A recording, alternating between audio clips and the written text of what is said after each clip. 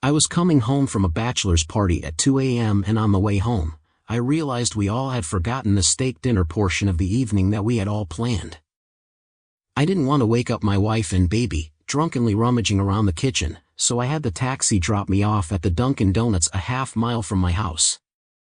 I got myself a couple egg and cheese bagels and started walking home. Now, I made sure to take the quieter neighborhood street in order to make sure to avoid potential drunk drivers. However, about a block into the neighborhood, I see a pair of dudes coming my way down the sidewalk. I consider crossing the street, but realize how insulting that would be to the two men clearly just walking home from a fun evening just like me. When they are a few feet away, I give them a "how you doing" nod, and they returned it with their own. I was so proud of my decision to treat them like fellow bros and not be so suspicious. Then, as they walk past me, one of them pulls his hand up in the air, holding a tire iron, and strikes me in the back of the head hard. I fall into the street from the impact but remain conscious. One holds my arms down while the other climbs on my legs and starts rifling through my pockets.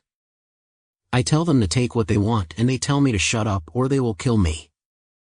Then they ask me where my wallet is, and when I tell them which pocket it is in, they tell me to shut up or they will kill me. They took my wallet, phone and watch, and then kicked a few more times in the head but then took off. I was bleeding and super concussed, and without a phone at 2:30 a.m., and there was no way I could make it home on my own. I saw a house nearby where the flickering light of a TV could be seen in an upstairs bedroom. I crawled over to the house, and pulled myself up onto the porch, and leaned against the door and knocked and hollered for help. The homeowner was rightfully scared and didn't want to open the door at that hour for a stranger who wouldn't even stand up to be seen through his front door's viewfinder. I was feeling very faint at this point and was covered in blood from the head wound, but convinced him to call 911 and get an ambulance. I also asked if he could call my wife. At that point he seemed to feel more confident that I was not trying to trick him, and he offered me a cordless phone through a chain door.